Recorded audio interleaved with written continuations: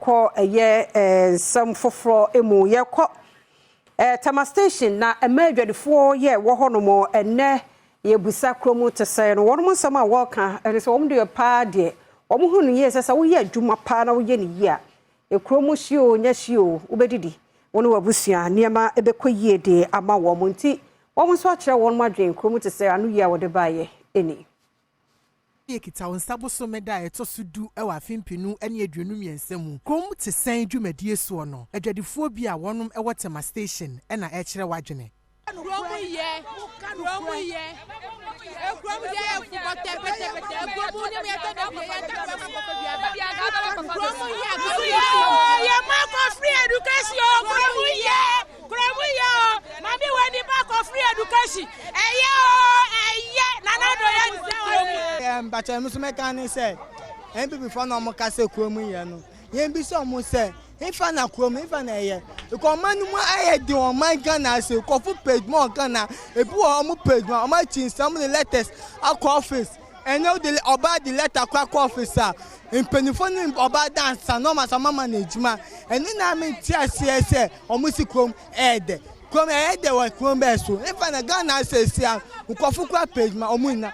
So they say nyama nkofo ton ebutumi ton de 20 minutes so ebumutumi ton and embusa 20 minutes and then Ghana one day all people follow when they come and pen for na kasa nya so be se sika o kan ho akola we osre sika o kan ho Kuro Mu ya anka obesre sika o kan ho Kuro Mu ya pa nti no osre sika o kon ho a ye ma no na we won to para won to hwi Kuro Mu ya pa Kuro Mu de ye pa Kuro Mu ye ni se omo mu si Kuro Mu ye no omo no ma Kuro Mu ye because of that dey 5 cedi we your ba odi 20 Ghana e be dey na Kuro Mu ye o pa for ba o di say o pa for ba o di say o ka for those 2 cedi o ba say 5 cedi e be dey na Kuro Mu anya den Kuro Mu ye October bottle family nenya bottle.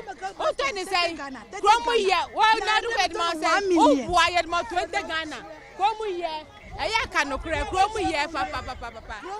Who Kuro Mu nyaka onyum? Kuro Mu nyaka onyum. Se Kuro Mu nyaka we obanyum. Kuro Mu anyaka we onyum. Kuro Mu yankasa. Kuro Mu ye ho taye Ghana ye ho taye nyo. Ebure nya ni say. Amo mo si Kuro Mu ye no.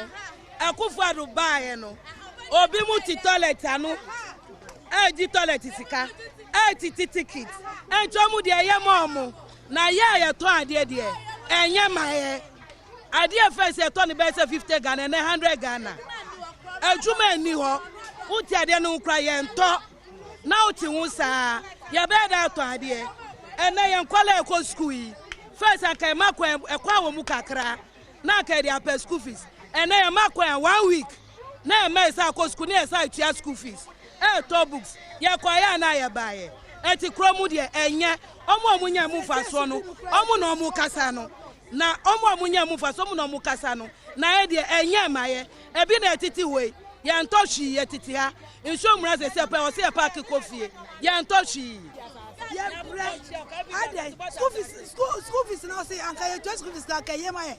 Akayo to school fees akaye maye boni ayefo wona wo ba ko free education ni ba bebre loan o ma jidi ye juma omo timi nchia loan omo timi nchia because ye nto ade fruit o wa ko fa be si ona apro ye to enka obenya bi de achia ye nto enti onya bi nchia na low for danka won jibia na ade ne ye nto na ahye na asa kwaji fufuro uti ona ka chale wo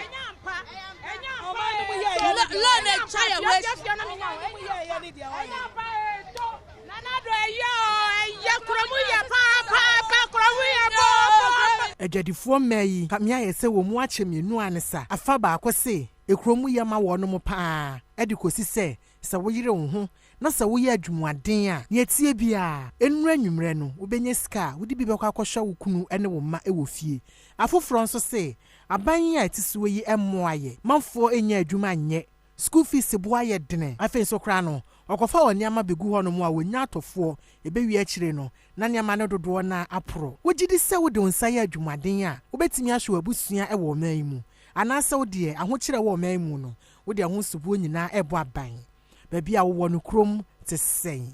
you.